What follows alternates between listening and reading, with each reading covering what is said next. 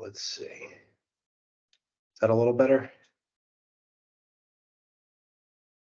Yeah, that's good. Okay, great. All right, well, good evening. Nice to be back with the committee.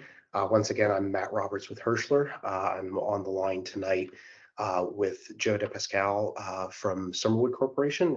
They are the applicant on this project, as well as Dave Stiegler, Doug Kennedy, and Greg Kim with Pannoni. They are the civil and landscaping and traffic engineers on the project.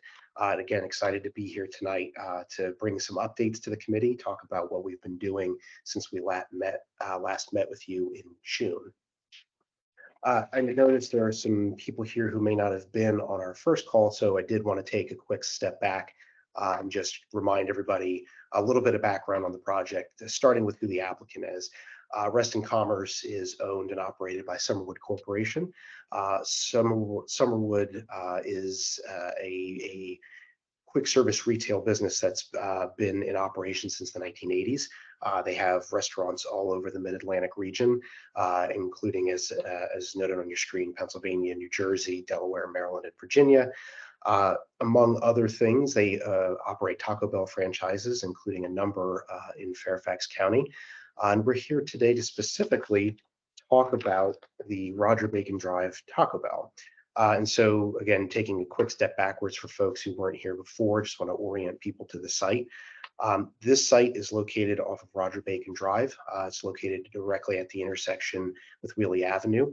And as you can see, we have the Wnod Trail just to our south. We're about a half mile from the Wheelie Reston East Metro stop. And this area is what the county has sort of historically dubbed as a fast food park. It includes the Popatella's restaurant as well as the McDonald's with its existing drive-through.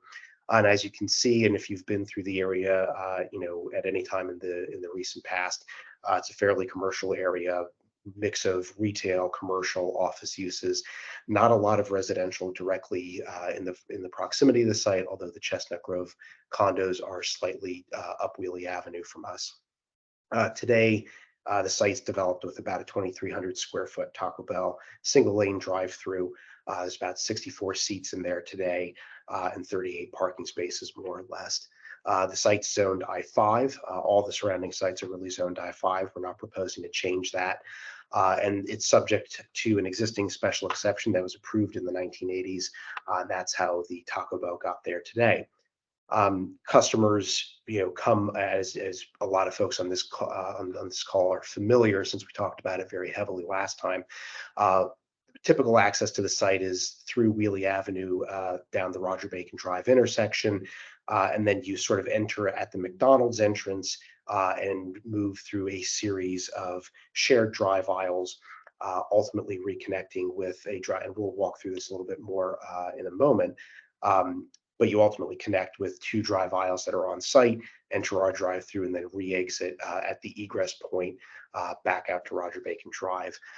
That's all set up through a series of internal private easements that basically dictate exactly where the ingress is, and exactly where the egress is, and that's how the situation's been for quite some time. Last time we were here, the committee asked to see a few more up close and personal shots of the site, so I want to take a quick second to do that. This is a view from Roger Bacon Drive. This is what you might call the primary egress point. It's directly adjacent to the restaurant, and you can see a little bit of how the drive aisle starts to work, and I'm going to walk you through that now. You would enter up in the north side near McDonald's. You'd come down through this shared drive aisle, or if you're going to McDonald's, enter into their drive-through. And as you can see, the existing condition today is such that there's a series of access aisles in between these spaces, and you would have to cross those to get into our existing drive-through. So that existing drive-through, as I mentioned, is single lane. You pass around the back of the building, place your order, and wrap back around to the front of the building, where you ultimately egress back out of the site, exit the site, so to speak, back out onto Roger Bacon Drive. And this is supposed to be solely an egress point, although, as I understand it, occasionally you might get somebody who misses the signs and comes into the site this way. That's really not supposed to be the way it works. Almost every customer is supposed to exit out of this portion of the site. So just very quickly, talking about the project today, we really have two goals for the site, as we talked about last time. The first is to construct a new modern Taco Bell restaurant on the premises, and then also add an additional drive-through lane to accommodate what's been sort of an increase in customer usage of the drive-through, both historically and then sort of ramping up in the pandemic. We want to accomplish that by amending our existing special exception application. The I-5 district still permits us to have a restaurant with a drive-through by special exception, so that's the route we're going. And then the new facility that we're proposing is a little bit bigger than the existing one. It's going from about 2,300 square feet to about 2,700 square feet. That's not new restaurant space or customer space. That's really there to accommodate a new, larger freezer for the operations of the new building when we put it in. Yet, even with that small increase in square footage, we're at a very low overall FAR, 0.07 FAR, substantially below what's permitted by right in the I-5 district. It's also a relatively low impact to the overall traffic in the area. We're projecting about a 5% increase in overall traffic, which is actually a slight downgrade from where we were at last time. And part of that is due to some updated traffic data, which we went out and scoped on site from our last meeting, which we're going to get to in the next couple slides. And so, Doug Kennedy with Pannoni, I'm going to turn it over to you for the next couple of slides to walk us through some of your traffic findings, if you don't mind. Okay, thanks, Matt. I'm Doug Kennedy with Pannoni Associates. Glad to be here again. Based on our meeting previously, we did have some homework to take away. And so one of the things we looked at, we actually went out and did traffic counts in June and on June 30th and July 1st, actually, to look at local data at the site. And this is just really a snapshot of what we took as the 4 getaways in terms of information that the committee wanted to see. First off, looking at the local data, we actually looked at the traffic counts at the traffic signal and at the 2 entrances of Roger Bacon Drive, and to the entrance at the Patella for the right in and right out at Wheelie. Overall, the traffic volumes are pretty consistent. The field counts were about 15% higher on a Thursday versus a Friday, and actually were lower than the ITE national data. So we felt comfortable we were in the ballpark with some of our reflections and recommendations. We did update one of the comments from our scoping waiver. We did update the traffic for the peak hours of the roadway and for the peak hour of the generator. And the table in the lower corner shows, as Matt mentioned, the trip rates haven't changed much. The daily trips actually went down. And so the difference of trips between existing, the 1,210 trips and 1,272 is actually a 62 vehicle trip change over the day, but it's only 5%. What's also important is the peak hour of the roadways do increase by about 9 to 11 trips in the peak hour for the roadway peaks, but we focus on some of the comments to look at things at the peak time for the restaurants, which end up being about a 7-trip increase on basically at lunch times, in this case from the Thursday data, really from 12 to 1 in terms of traffic. We wanted to summarize the comparisons, and so we did take the counts at the locations of the driveways. The columns on the left are the actual field counts, and the middle column is the data from Thursday, actually June 30th. The far column is the total traffic coming from all the driveways on Friday, July 1st. And overall, you can see that the field data is only about 15% higher than the ITE data for all 3 uses, for the Taco Bell as it is, for McDonald's as it is, and for Patella as a non-drive-through restaurant. So we felt that the field data out there is pretty consistent and comfortable with the ITE data that we had used, but updated for the 7th edition.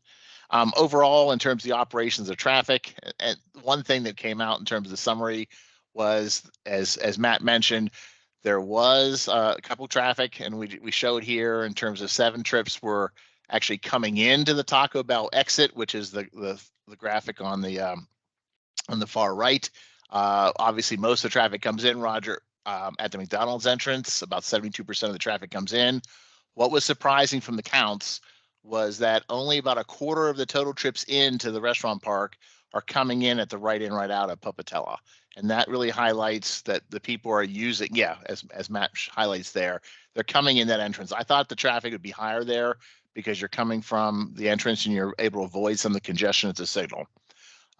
So I was surprised by that. And so one of the things we've been coordinating on how we can encourage traffic to get to that southern entrance. And one of the things I think with this SEA, by shifting the drive-through entrance to the south, it will promote at least the opportunity that people will come in rather than coming in at the McDonald's entrance. They can choose to come in if they're coming from the south via the wheelie entrance.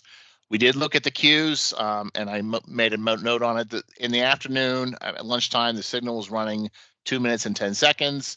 Usually at the end of the cycle length, sort of every 2 minutes, the cars on Roger Bacon Drive were backing up in the left turn lane.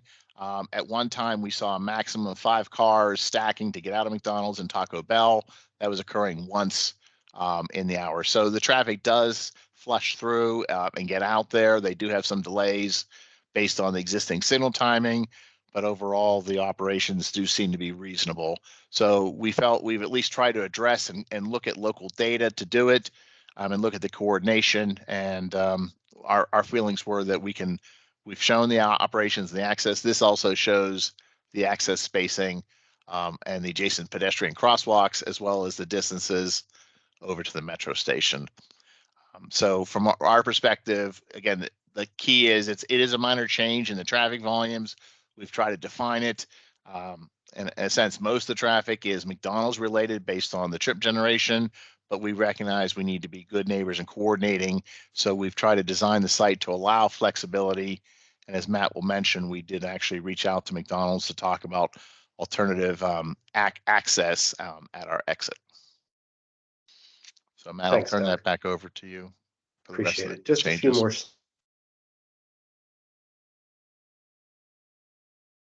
quickly since the last time we were here. So this is a view of our updated site plan.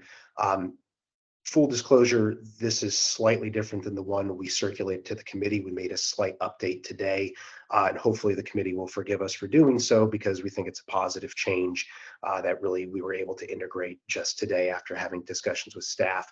And I'll get into it a little bit further, but the primary difference between the one that you've seen and this one is the introduction of a rain garden in lieu of what was previously pervious pavers in the street. We'll talk about why, but we'll get to that momentarily. So really, this is overall operations for the site, not a dramatic difference from what you've seen in the past. Although when we get to the rendered landscape plan in a moment, I think some of this will really come through about what we've changed. So again, the primary change from what's out there today to what we'd like to do is really occurring in the drive-through area. As you'll see, we're increasing the drive-through lanes to 2. There's about 19 stacking spaces in there. So that's substantially above what the county requires. And we think that's really going to help with some of the increased customer usage that we've seen out there in the past. You'll also note the bypass lane, which was there in our prior iteration. We hope to maintain going forward and into the future. So really adding an opportunity for folks who have come into the site and changed their mind to get out of there fairly quickly without jamming up traffic any further. And so the reason, as we talked a little bit about last time, why do we want to go from 1 to 2 lanes? It's really that, and the data supports this across all of Summerwood's various restaurant properties. About 79% of our peak hour transactions are occurring at the drive-through with the existing restaurant. And so increasing and expanding the drive-through capacity, we're hoping to alleviate some of that pressure within the existing shared drive aisles and out into the street area. And hopefully that is going to start taking some pressure off of the Wheelie Roger Bacon Drive intersection. Do want to note that our overall hours of operation are not changing from what we proposed last time, still looking at roughly 7 a.m. to 2 a.m. And want to highlight, and we'll get into this change again when we talk about the landscape plan in a moment, we can do all of this while maintaining 31% landscaped on-site open space. That's more than double what's required in the I-5 district. It's also about 600 square feet more than what we showed you last time. And so I think that's a positive thing that we've done. And again, like last time, we can talk about this a little bit more if there are any particular comments to it. But with the demo and the redo of this site, it comes with improvements to the on-site stormwater management and also urban soil remediation. And again, just very briefly for those who were not here last time, this is a rendering of the proposed new restaurant. This is both colors and materials that are consistent with the national branding with the chain, really putting a modern Taco Bell facility there. It's largely a grayscale fiber cement siding, metal paneling in darker gray as well as purple fiber cement accents. Also, maintaining the outdoor seating area, but also sort of improving that experience for customers as well. And so really to reiterate some of the primary plan changes and things that we've done over and above our previous presentation to the group. We, as I mentioned, increased our on-site open space by about 600 extra square feet. So that we see as a pretty substantial improvement, going from 30 to 31%. So again, roughly double what's required in this district. We have made a commitment with staff to LEED Silver certification for the project. That's going to show up ultimately in the special exception conditions for the site. As you'll see in a moment, we've added an electric vehicle charging station on site. And we're working with staff, or we did work with staff to also increase the size of the perimeter sidewalk along Roger Bacon Drive, which I'll show you in a moment. We're going to be going from what's basically a substandard 4-foot wide sidewalk that's out there today, and increasing that to 5 feet at a minimum and 6 feet in other areas, especially as we get into the radius of the cul-de-sac. And then last but not least, things that are somewhat within our control and that we started to push on based on comments from the committee and staff, which we took very, very seriously. We started discussions with McDonald's to see what we can do and whether they're amenable to converting that one-way ingress and egress that's out there today based on those private easement agreements, and try to convert that into two-way ingress egress along the shared access aisle in front of the restaurant. So where the primary exiting happens today for the restaurant, that's the area we're talking about, and you'll see that, and I'm happy to point it out in a moment. And so we've started that discussion. We started that back in June. It remains under review on McDonald's end. We've sent them some diagrams about what that could look like, how that would expand, to, I think it's roughly 30 feet or so as you get to the exit, mostly on our side of the property. We heard from them early last week that it was still under review, both with their legal and design teams. So we have yet to hear back definitively, but we've heard back at least once a month since June. We've pinged them a couple different times that it's actively under discussion on their end. So, as we progress through this project and into site plan, we think that's something that can be handled when and if McDonald's decides that this is in their interest to do. Certainly, we're going to continue pursuing it. We did start to think through, however, what are some alternatives in the event that McDonald's is not amenable to doing that, or they come back to us too late in the game to make that a practical reality. So what we've started to do is discuss with Fairfax County staff and VDOT potentially putting some signage out in the right-of-way, because as Doug mentioned, there's really limited use of the entry point along Wheeling near the Popatella's restaurant. And also, the Taco Bell does not have any signage out there today, unlike Popatella's, unlike McDonald's, where it's sort of directing you to one entrance or the other.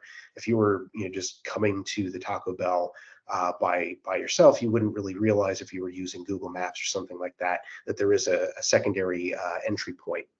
And so we're talking with VDOT at this point about adding some signage out there in the right-of-way. Again, sort of TBD on that, because VDOT has a whole process for going through that. But it's something that we would add in or around the site plan. And so we'll show you where we're marking that off. And so this rendered plan really gives you a better sense of all the changes that I just discussed.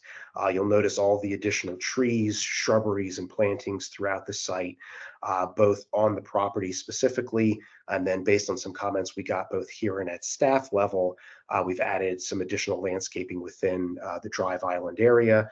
And so that's, not just concrete anymore. There's plantings in there.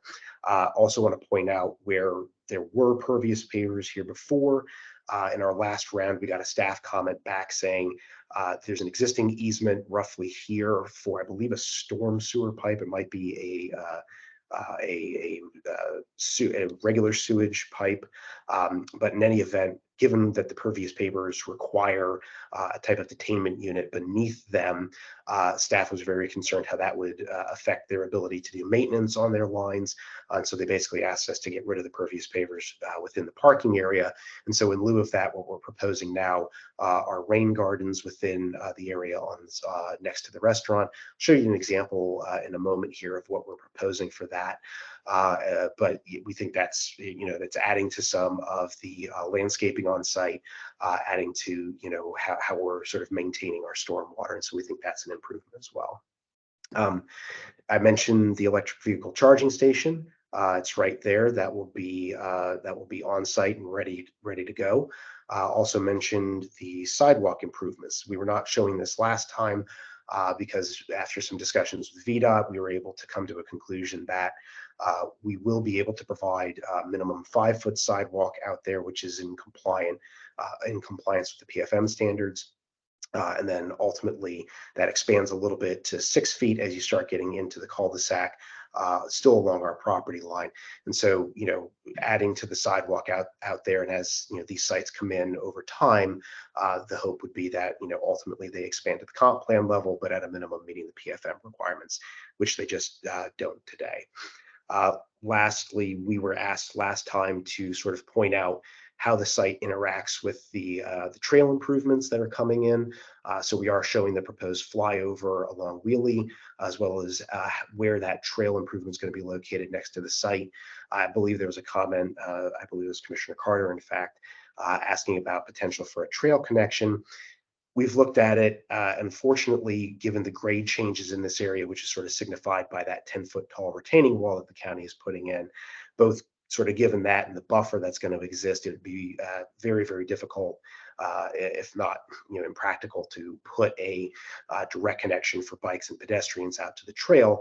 So as we showed a little bit earlier, and we can go back to if there are questions, folks will have to come up onto Wheelie, but again, there's an immediate entrance near the Pupatellas that they could access to come back into the site, and then ultimately park their bikes right in front of the restaurant, pick up, stay, use our outdoor seating area and whatnot.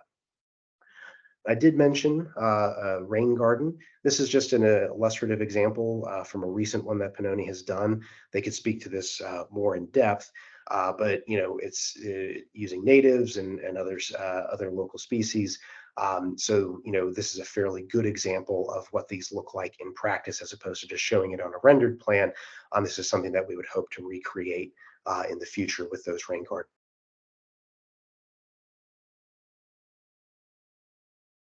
Feel like we've done quite a bit of work, actually, even for such a small project, and tried to make improvements over and above what we were showing previously. Happy to discuss anything further that the committee has, and certainly looking for the committee's positive recommendation this evening. So thank you all very much for your time. Thank you, Matt. Appreciate all that and your team. Looks like, John, you have your hand up, so I'll start with you. Thank you, Rob, and thank you for the presentation. Just a couple of quick questions and comments. Thanks for clarifying the point about the entrance. As I think you explained, and we've all seen, there's a significant backup at Roger Bacon Drive at peak times. And that whole area is very congested, and we've had some pedestrian deaths in that area, and putting in the bridge eventually will definitely help for the Wnod trail.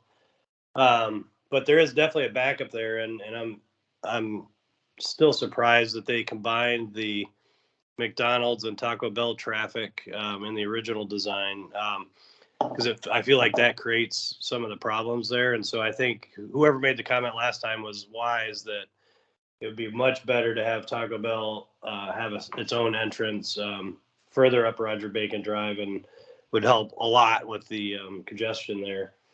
So I would strongly support that. I don't know personally, I'm not sure that I would vote yes without that. But I understand you're constrained by easements, so I get that. I do like the idea of the signage on Wheelie, because I agree it's hard to even know you're back there without that signage, and that limits the use of that particular entrance to the south. So the other, and then lastly, it sort of relates to this too, is I see that you moved the dumpster so that the trash truck would actually have to go through that same one-way access that you through the McDonald's, and I think that will just further increase congestion there and creates a major problem, because when the trash truck does come in and then has to back up and people are trying to get through for the drive-through traffic for both McDonald's and Taco Bell, I think that creates a major problem and makes it worse. So I think that definitely need to move that and fix that part of it. Those are all my comments. Thank you. Sure. If I could speak just real quick to the trash comment. Rob, I'm sorry, you're on mute. I apologize for interrupting you. To the trash point, yeah, we certainly understand that. We've been working with staff on that, and we're going to be committing to a condition for off-hours trash pickup. So, when none of those businesses are in operation, there shouldn't be customers at the site. Drop off, loading, trash, those things we can all control via contracts with the waste haulers. And so that's the intention there, is to have trash pickup during off hours. Thanks, Matt, for that. Let's go on to David and/or Sue. Hi, I'll go ahead and start. We asked you to meet lead silver, and you listened and followed through, and we are thrilled about that. And we hope that Taco Bell is setting an example for all future redevelopment or development in Reston for commercial sites. Increased landscaping, open space in the rain garden is very welcome. Off-site signage. I know Reston is very sensitive to signage, and so in addition to consulting with VDOT on any off-site signage, please also check the Reston DRB standards on signage. And lastly, I just wondered, does staff approve of your redevelopment plan? And are there any problems that they have at this time? Sure, great questions. So thank you for all the positive comments. We certainly appreciate all of them. And at this point, we're very confident that we've addressed staff's comments. Staff had a lot of overlap with the committee. And so both in terms of LEED Silver, increasing the on-site open space, finding those off hours for trash pickup and loading, we're very confident that we've addressed staff's comments, and this will be our final upcoming submission in the next day or so. So yeah, we're very pleased with both staff's interpretation of the plans and how we've been able to kind of work with them on that. So thank you for that question. And I'd just like to echo John's comment about the expansion of the road between the two of you, the buildings, that should really become operational. I think I understand, again, like he does, that you're constrained by conversations and negotiations with McDonald's, but I think that really needs to be put in place. Otherwise, I think you folks have worked hard, and you've improved upon not a very positive situation traffic-wise, and it's a congested area to begin with. So I'm not sure how we exactly got into that position, but I think you're doing the best job of trying to rectify at least your end of it. So thank you. Sure. Thank you very much for the comments. We appreciate it. Thank you, David. Let's get on to Matt. So I think I was on vacation the last time you presented, so I apologize if I wasn't part of that discussion and didn't have the background that the rest of the people on the committee here have. I'll tell you that my firm's office is actually in the Atrium building, right off the cul-de-sac there. So I'm extremely familiar with this intersection. I drive through it probably 4 times a day. And I've got some, I mean, I still have some really major concerns. I mean, I see and deal with the traffic situation there. I've been backed up on Wheelie. I've been stuck in the middle of the intersection because cars weren't pulling into the McDonald's parking lot. I've almost gotten T-boned by cars pulling out of the Taco Bell outlet there onto Roger Bacon Drive. And probably the biggest concern that I have is I was actually involved, our firm was, with the design of the fire station across the street. And I mean, basically anything that is going to add any sort of traffic to that site at this point, whether it's 5%, 10%, 15%, is something that I'm going to have a major concern with, because I know that when we did the traffic studies for the fire station, we were already having major issues with the left turn out at that intersection and fire trucks and ambulances not being able to get through that intersection because cars were backed up coming out of the McDonald's, Taco Bell turn in, you know, back into Wheelie Avenue and through the intersection at Roger Bacon. I wish I had something sort of more constructive to say. I think it's a tough site. You know, you've got 3 pretty high traffic restaurants on a tiny site with a complicated traffic pattern, you know, 2 drive-through windows. I'm not sure if I could look at your plans and figure out a better way to do it, but it's still a major concern, just the situation with the entire traffic flow through that site. And I'm actually not sure that making the outlet a two-lane street off of Roger Bacon, creating another, I guess, turning point off of Roger Bacon is going to do much to actually alleviate that. The traffic flow through there is already really weird and complicated. But it's a major concern I have. And probably the biggest concern is any sort of additional impact that it's going to have on the fire station across the street, the ability for fire trucks and ambulances to get out of their bays, you know, and be able to address the concerns that they need to address. So I understand it's a tight spot, but I think that anything that's going to add traffic flow or volume to this site is going to be hard for me to probably support right now. Certainly understood. I guess I would just stress that, you know, the traffic that's there today is really not so much a function of adding a 400 square foot freezer. It's more a function of, you know, the folks that are coming to the site, especially to the McDonald's. And so, you know, at a base level, we've tried to address things that are within our control, tried to shift down, add a couple lanes to that drive-through to alleviate some of the pressure, both internally and externally. You know, I think if there were specific comments, Doug could talk about you know, how all that operates, but just want to stress that. I think my question, and I don't have any experience working on fast food drive-ins. I haven't done any studies, but perhaps you guys have. You know, when you add a second drive-through window, does that increase the amount of cars that are serviced through that drive-through in an average hour during lunchtime? I mean, I would think just logically that it would, because if I'm going out to lunch and I see 5 cars in line, I might say, well, I'm not going to go there. I'm going to go somewhere else. I don't want to wait that long.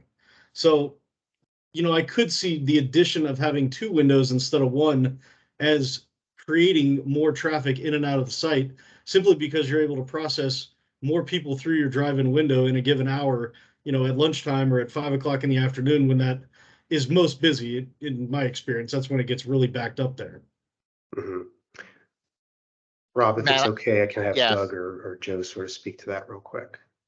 Let me just give Matt a little bit of background on Matt. The idea that I made the comment last time that second entrance onto Roger Bacon that's a one-way out. The thought there was, if that could be the actual two-way entrance that brings the drive-through people to McDonald's in, and so they're not stacking up out on Wheelie at some of the key time frames of the day, and they can come in and make an immediate right, and so that their stacking is actually through some of the parking lot of McDonald's. Would that actually help alleviate some of the backup of Wheelie? And that's what was the idea. But it's not all in this applicant's control. But yeah, I understand that. You know, we tried to get them to at least have a dialogue with McDonald's, and then Doug Doug, to your point, I mean, I understood your analysis of the comparison of IT trip generations, but I don't think you really addressed the concern that we have about that backup that's occurring at McDonald's onto Roger Bacon and eventually onto Wheelie on such a regular basis.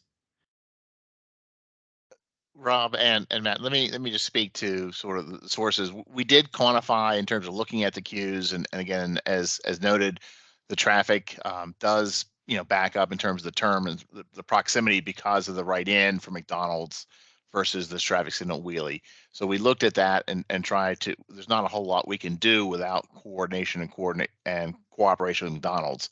What Matt Roberts didn't highlight is we did adjust the parking adjacent to the Taco Bell, which was angled on the previous plan to make it perpendicular to allow for that potential for two-way to again move the decision point away from the signal at Wheelie.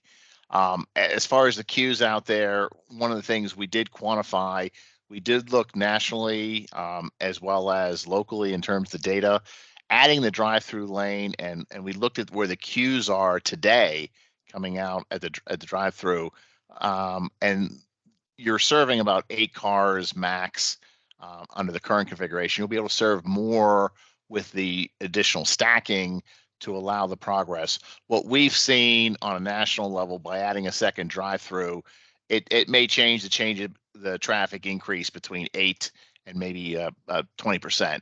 So our trip generation on a daily basis was about 5%, and that's consistent with the change of the building size. We're not seeing a significant increase of traffic. Usually traffic will vary anywhere between 15%. So adding the second drive-through, I think, better supports the on-site circulation.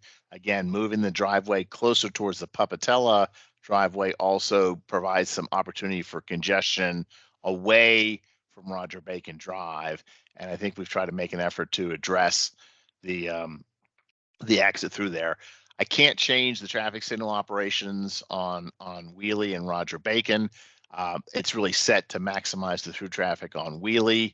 And so we've worked with the existing constraints in terms of the cycle lengths, which are going to cycle through every 2 minutes. Thanks, Doug.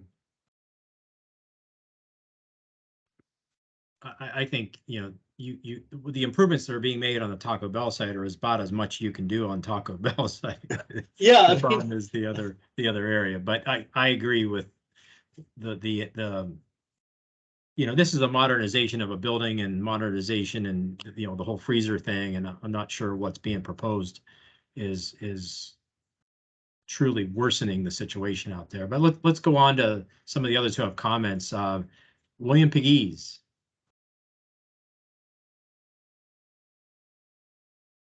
There we go. Yes, I really like your idea of the rain gardens, especially since someone was like, I don't know what they had a problem with the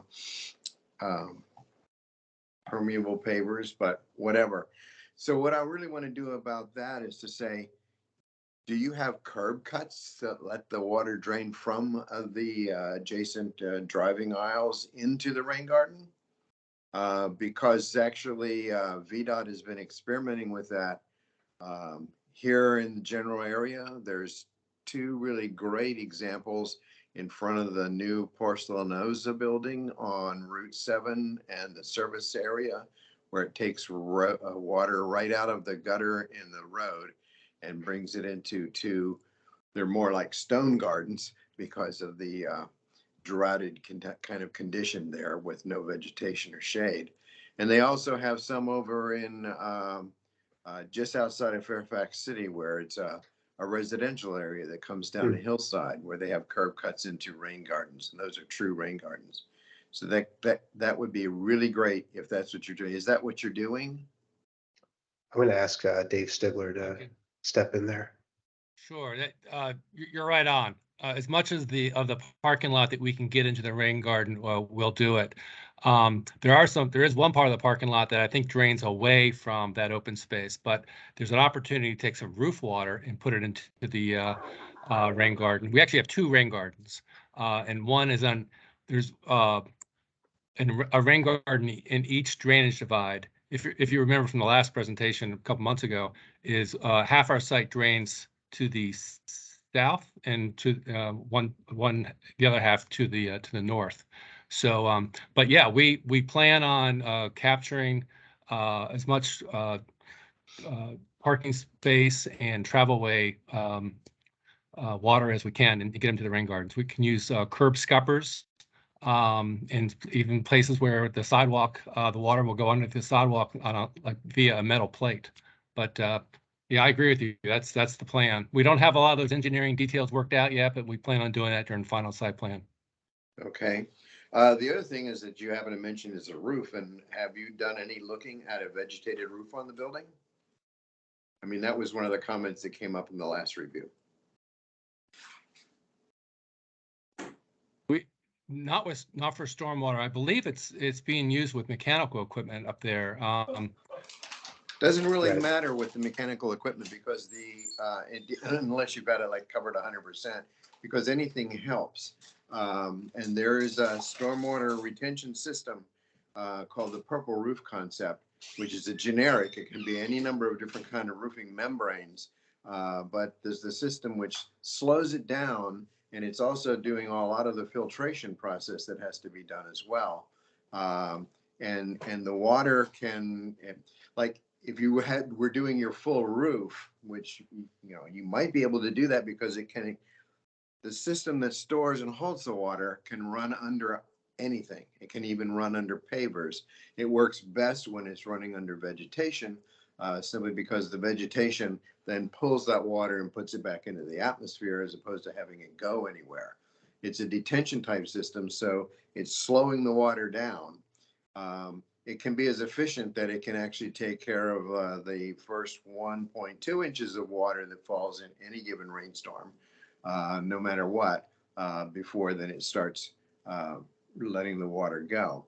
I would say look at that very seriously because it can do a lot. And for whatever is covered by the vegetation, on a day where it's only 72 degrees, the vegetated area is, if it's a bright sunny day, it's going to be about 30 degrees less in temperature than a white reflective roof.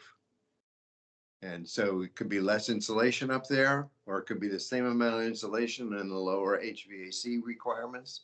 So it can be very important, especially because, like in an area, in a space where it's a lot of cooking is going on, you're generating a lot of heat. So I'm sure you have a major air conditioning system to help take care of that, because this can really lower that. So I'm really glad to see the rain gardens, because that's a big help. And the other thing is to keep in mind is that staff at Fairfax County level is proposing to the Board of Supervisors to change the stormwater requirements from the 10-year to the 100-year. I think it's a bit of an overreach, but they are actually proposing that to the Board of Supervisors. So, we're not here in Virginia. The requirement is only 20-year, or I mean, it's only 10-year, and everybody else around us, besides, that's not in Virginia, is basically at least at the 20-year right now. So I'd really like to see those kinds of things happening, because it's not so much how much water. We're not putting any more water into the outfall system than regular, but more water is falling, so more water is going there by definition anyway. And this is one of the reasons why we see so many oak trees dying around here. I mean, yeah, there's this normal oak tree decline, but oaks, except for a very few types, the majority of oaks we have around here do not like wet. And so that's why we see so many fallen trees. If you wander around the streets in Reston, you'll see just so many fallen trees. Those are almost all oak trees, and they just can't take the additional water. Doesn't matter that they're on a slope or what soil they're in. It's just they didn't have this kind of waterfall that we're getting lately over the past, say, since 2015 or so. Anyway, so I don't have a problem. I understand the way the traffic is routing. I think that really works. So But you know, I would really want to see something about a vegetated roof and that you've actually looked at it to some degree, talked to some people about it, because you can put it under a lot of equipment or around a lot of equipment, and it just simply makes sense. So that's where I am. Thank you. Thank you, William. Hey, William, just to be clear on two things. First of all, Fairfax County Stormwater doesn't always give 100% credit for some of the things you just described, because they have a real stringent look at things on the rooftop. But the second thing is, yeah, the county has said they would look to study the idea of going to stronger storm events, but it's nowhere near close to policy yet. I just want to make sure everybody realizes that as what we're hearing. Right, but it is the way we're looking, and it is something you consider. It's like, why not be a leader than a follower? Understood. Rob, All right, Mr. just- Yes. Oh, I'm sorry, Yes, just Matt. very quick, because we haven't really talked about it so much from our end. I'd at least point out, because it's not a data point we've provided before, except on the questionnaire, just to, you know, in terms of the stormwater management, it's going to be roughly double on both quantity and quality counts in terms of what we're doing on site versus the baseline. So, you know, fully hear you on the comments. You know, we always continue to look at it, you know, kind of forward-looking stuff. You know, you have a budget, you're kind of trying to figure out, do you put it in the lead silver bucket? Do you put it in other buckets? You know, that's what we're starting with. That's at least one data point that I haven't pointed out before, you know, into your specific comment. So thank you. Okay. Yeah, thanks for mentioning that, Matt. Okay, Bill Penniman. Thank you. I want to echo Matt's expressions of concern. I missed the last meeting, so I may be covering ground you did previously, but in looking at the traffic data you've provided, two things jumped out at me. One is that's based on the current conditions, and I'm assuming that the point of this is to make for new business, and particularly more drive-through business, because I understand it, you're shrinking the number of people who are going to actually stay there. So it's going to be in and out traffic. The traffic summary, proposed SEA, I apologize. What does SEA stand for? Special exception amendment. That's the nature of this application. Okay, right, that's fine. But it's a proposed, the proposed is as a projection on how traffic will change. And it shows a 17 to 18% increase in AM peak hours, the PM peak of generator, which I assume means the lunchtime traffic, and the PM peak hour traffic. So all of those go up approximately 18%. But then it says for the daily, it's 5%, which I find curious that there'd be such a fall off. Somehow this is attracting more people during the peak hours, but reducing it the rest of the day, which seems counterintuitive. But the problem on Wheelie is real. The total intersection at Wheelie and Sunset Hills is pretty bad. We're about to get a very large new residential development at Isaac Newton Square, where hopefully they will all walk to the subway, but some will drive, really. We know that. And so I can't remember how many thousand units. There are a lot of cars going to be added to the system. So at some levels, I understand that what you're doing is going to better manage traffic by being able to back it up internally, if you will. But overall, I suspect that you're going to be increasing total traffic at the worst times of the day. And that seems to be what the data suggests. It's not huge numbers, although I do have, there is inbound, outbound total two-way trips. So I assume that means that if it says, 21 trips, additional trips, that's 11 inbound, 10 outbound, or something like that. Okay, so at least those numbers are clear. But that's my big area of concern, as much as anything. I mean, improving to lead silver, that's great. Rain garden, if it's a real rain garden that actually captures a lot, that would be very nice, because I think the water is otherwise going to go into Lake Fairfax Park. And we'd like to minimize that. But additions to traffic are my biggest concern, and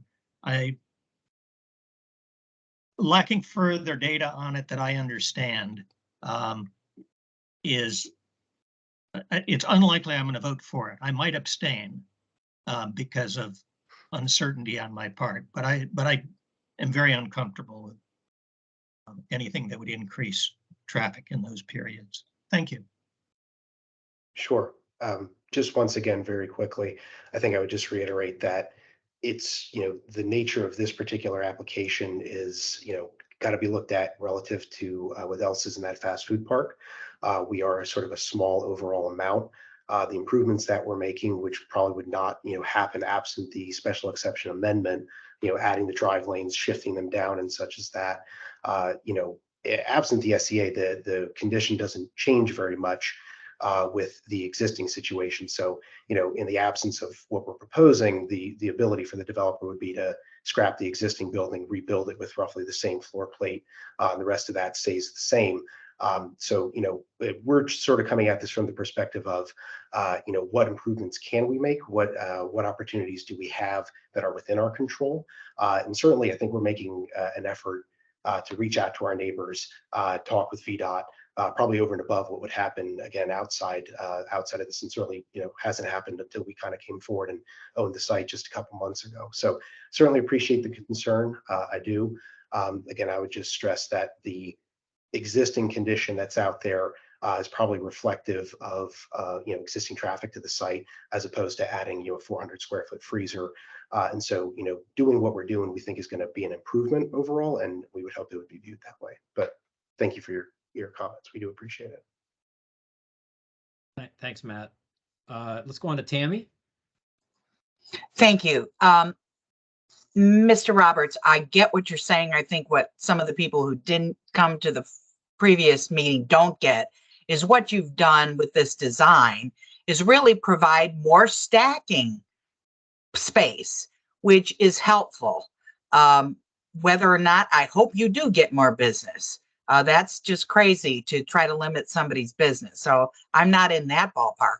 That being said, whoa, I'm really disappointed on a couple of things. The vegetative roof, come on, that is not that expensive, and it really is forward thinking, and you really need to look at that. Number two, the bike access from the WNOD, and maybe Matt Stevison being working there knows, but Matt Stevison, is it possible because of the grade 10-foot grade difference between the WNOD and the site, is it possible that people going westbound on the WNOD could get off before the Taco Bell? Do you know, is there a way? Yeah, anything's possible. I think the question is, where does their easement sit? And, is this going to require crossing over anybody else's property? I think that is kind of opening up a can of worms. I know we've talked about connections in and out of the WOND on a lot of projects that we've discussed, whether it's Fannie Mae or Isaac Newton Square. It might, I'm certainly not opposed to it. I think having those types of connections are useful. So yeah, something like that could be helpful. I don't think it's going to meaningfully reduce the traffic flow to the site necessarily. Right. Well, I'm talking. It might be good design, but we're bike crazy in Reston, and we have to have bikes everywhere. So I was hoping that maybe a further east on the WNOD, there is already a get off, and signage might help direct people to Taco Bell, Pupatella's, and McDonald's. So anyway, that was just one thought. I was real disappointed that couldn't happen. Coming westbound, going eastbound, they're going to have to get off on the west side of Wheelie and somehow make it across for bikes and pedestrians. So that's the deal. I hope Taco Bell folks understand for real, you're going to get 2,000 at minimum residential units right across the street, right west of you. So that's a huge population increase and a huge potential business bump. And most of those people are going to be walking because they are literally across the street. So, okay. The other thing that the two-way traffic inside, outside, that is the only thing that makes sense to me, because we are constantly in, I live on the other side of town and I come across town and I frequently have to really slow down or stop on Wheelie because of the stack back going north on Wheelie trying to get into the McDonald's Taco Bell entrance. So if as Rob Walker described, the traffic for both of those restaurants went into the now only out egress, and that was made wider, and maybe the one right at the corner of McDonald's that's now functional is closed, that would be a huge help for both McDonald's and Taco Bell.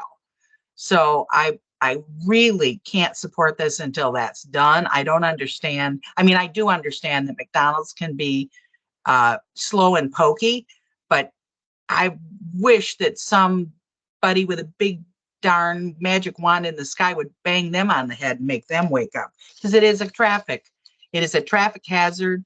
And as Matt Stevenson said, it's a danger to the emergency fire and rescue across the street to have that clog. And it's frequent. It's not maybe sometimes, it's probably twice a day, if not 3 times a day. So that's that one very minor that I would like to bring up.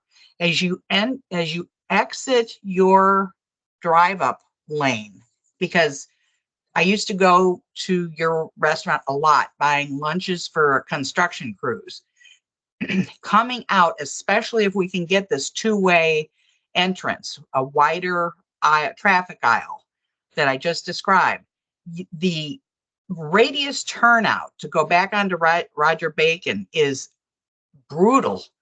People roll right over that curb all the time. If that radius could be slightly eased so it's easier to get out, you have to be careful because you're going downhill there and you're going into a sidewalk that has people walking, and you don't want people just zooming out of your drive-up lane and crushing pedestrians. But I don't know, rumble strips or something, or big signage. But if that could be slightly eased, that would make a big difference, because when I go out of there, I have to really pull out and then turn. And not everybody is, a race car driver that can turn on the dime. So that would be appreciated. Thank you for your efforts, but I really hope that you can get McDonald's to cooperate, because I think the way this is now. All right, thanks, Tammy. Let's go on to Richard. Let's see. Oh, Katie, you have your hand up. Hey, thanks so much. Yes. What, me or Richard, not? let me go. Hey, Richard, let me go to Katie first. Sorry. Okay. Okay, yep. So thank you so much. Nice to see everybody. I really love this. I think the aesthetics of it, the outdoor seating of it, the rain garden. I love the idea of like a purple roof. If you all could do some percentage of that, I think more green is better, not just in Reston, but everywhere. I love the idea of the two-way, because I don't frequent, Taco Bell or McDonald's, but I'm on Wheelie often enough. And I do think if you could push people to kind of go further onto Roger Bacon to get in, that would help alleviate some of the traffic. That is an awful area, but I think it's great. I think you guys listened to a lot of our feedback from last time on the green stuff, and for what you're limited in kind of what you can do, and you can't force McDonald's to do what it is you want them to do. But I think for what you guys have suggested, I have nothing but compliments. Thank you. Thanks, Katie. Richard. I'll be very quick. First of all, I would want you to take a close look at the advice on the green roofs. I think it's good to be ahead on that, and I think we're going to need it. Secondly, very simply, and I asked 14 people in my family with a new Taco Bell there and a modern drive-through, you're going to get more business. And since traffic is the big issue, I think that's a downside for us and an upside for you. On the other hand, I think we're going to be opening up the metro in the next, the end of this year, early next year, and I think that's going to reduce some of the traffic there for sure. So I think that's the good news. But I would have to vote for this. Thanks. Thank you, Richard. So Matt, I did want to offer up, a comment or two here after listening to a lot of these this dialogue. I think because some of the traffic issues are outside the applicant's control, perhaps there can be a proffer or actually this is an SEA, so it'd be like a condition to continue to work like you already are with the adjacent property owners on the access issue and on the signage issues, because I think when you do look at the improvements you're making, we have yet to see what that new entry point into the drive-through is really going to do. Once people get used to that new point, will they come through Papatella more frequently and not even come over to Roger Bacon, and therefore alleviate some of that? With once people know it's there and the people and then some wayfinding, that might really help.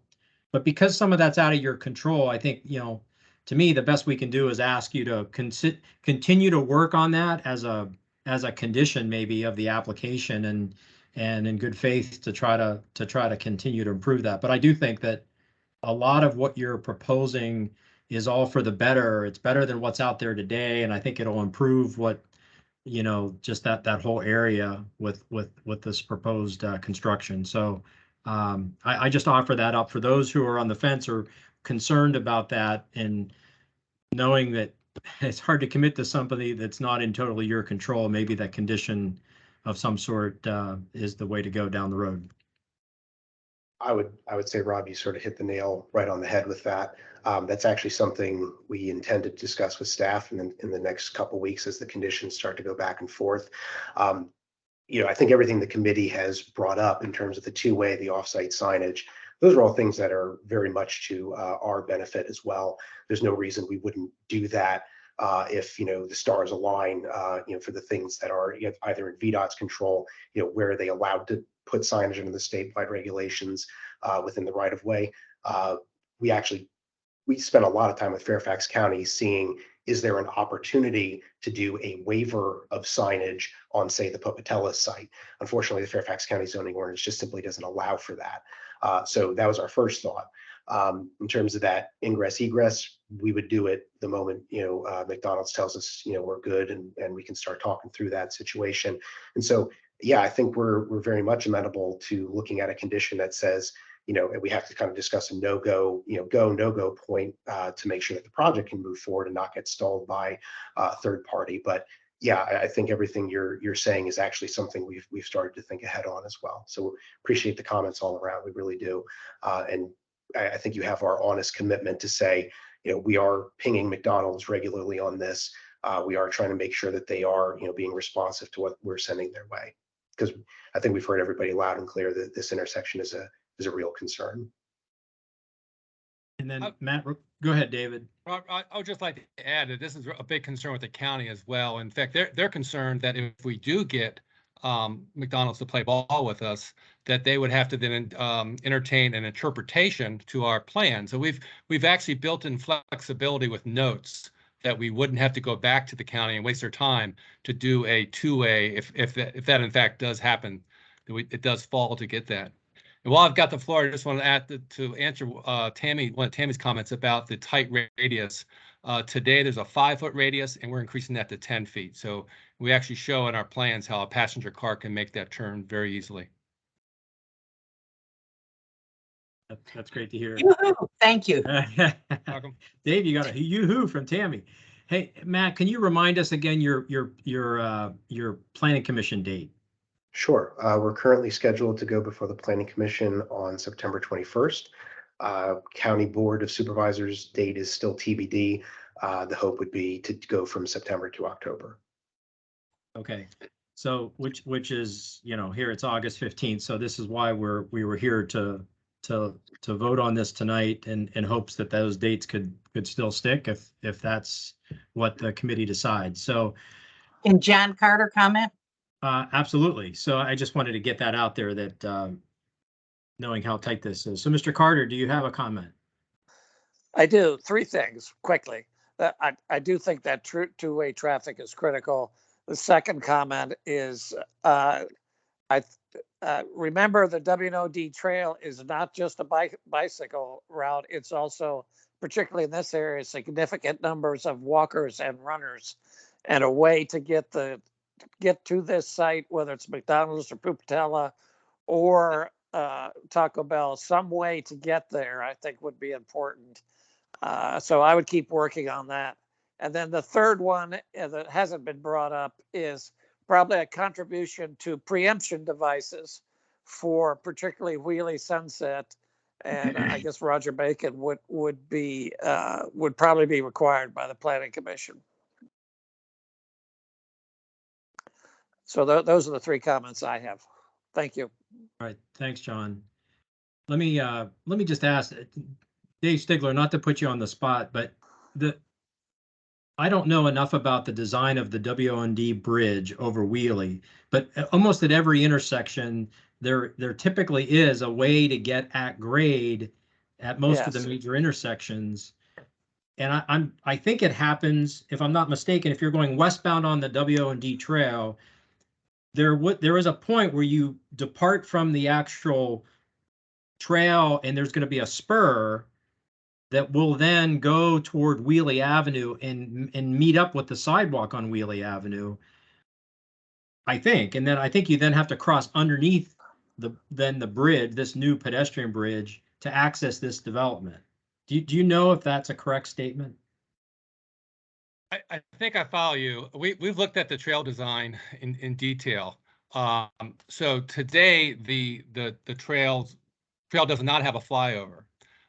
In fact, Matt, can you put the plan up?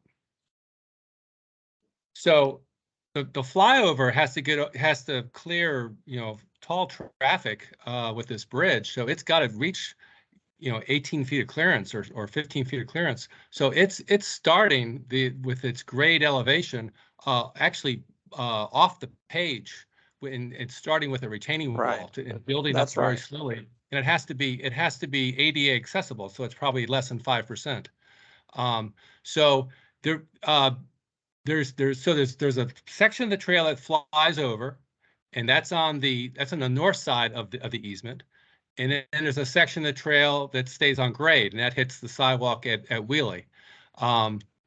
So the flyover part of it is really throwing a roadblock to access on grade with our site, because it's already starting to go up. In fact, just opposite our site, we've got a 10-foot retaining wall that as the flyover starts going up, it's 10 feet high. So there's no way to make that connection. And my understanding is that these plans are fairly well baked. I mean, they're letting it out for construction pretty soon. Right, but Dave, in order for someone, all of that's correct, but there is a way, and I haven't seen those plans, but a way to get to Wheelie with a side spur. And the Wnod trail people are working on in Reston and Vienna separating the bikes from the pedestrians. So undoubtedly there'll be a way for pedestrians to get from the trail to Wheelie. And then the question is, can you get from Wheelie to these sites, both McDonald's and Taco Bell? Right. Mr. Carter, this is Doug Kennedy. If I can just elaborate on what Dave said, you are right. There is an at-grade connection, and the aerial that's up there now as Dave mentioned, the darker gray line that's on the north side or closer to Taco Bell, that's the actual bridge, and it really follows the Yeah. existing sort of gravel area. That's the grade separation. But the path that's in gray on the south side or on the far right is actually the at-grade spur that will take you down to Wheelie Avenue, and then you can Right. cross underneath the sidewalk. Okay. And so that's really where the existing crossing is. That's going to be the at-grade trail crossing, and then you'll be able to connect to the existing sidewalk, go under the bridge, and then come into the Pupatella parking lot. But as Dave mentioned, the entire length of Pupatella and Taco Bell, that retaining wall is basically 15. It goes down to 10, but then it goes Right. back to 15 as you get further east by the office park. I understand. You can't get directly from the trail to any of those sites. Yes, sir. That's right. Right, and that's more or less what we were trying to get at, which is our site area, just so everyone's, perfectly familiar, is basically this box right here. So, west of this area, north of this area is all controlled by, those are completely separate private property. And so I think to the extent that if it were possible to make such a connection, again, I don't see any reason why it wouldn't be in our best interest to do so. But as you can Yeah. see, it would be directly in the area where cars are going to be intersecting. That's a problem. Right. Where it may connect offsite or otherwise, I think we'd certainly be supportive of that. Don't forget the pre-emption device, because I'm sure the planning Yes, commission sir. is going to bring that up. Okay. Okay, so everybody, with that amount of comment, I think it's time to entertain a motion. Hey, Is some- Rob, this is Tammy. Can we have part of that motion be that the two-way is pursued? I mean, I will vote for this if the two-way is pursued. I know that Taco Bell can't control McDonald's, right, but right. So I'm really having a problem with it, with the problem that the community has. And this is a chance to solve, to a large extent, the problem of the backup, stack up on Wheelie, which is a safety issue. So can we have that be part of the motion, that they pursue this? yeah, I will so- vote for it if it's a pursued issue. If it's not, I'm not going to vote for it. Yeah, so Tammy, that's why I was discussing earlier that the possibility of that being considered as a condition of the special Correct. exception, and if the applicant's willing to consider that, that can be a part of the motion, yes. Okay. I make a motion, we approve this conditional on what Rob just said about the special exception amendment or whatever, to keep hammering on this to make it happen. Second, Kennedy. All right, we have a motion to approve, and I'll just say approve with the applicant's willingness to have a condition. They'll continue to cooperate with the adjacent property owners for improvements of the two-way access onto Roger Bacon Drive. Seconded by Mr. Kennedy. I'm gonna Rebecca need, has her hand up. I don't know if she has a question. No. No, maybe she took it down. Sorry. Yeah, No, sorry. Yeah, I did have a question before we started voting, but if we're already past that, that's fine. do you want to ask your question now and then vote? Yeah. So I missed the first meeting, so I'm sorry about that, but I did hear a comment about remediation of urban fill. So is there known contamination at the site, and what's going on there?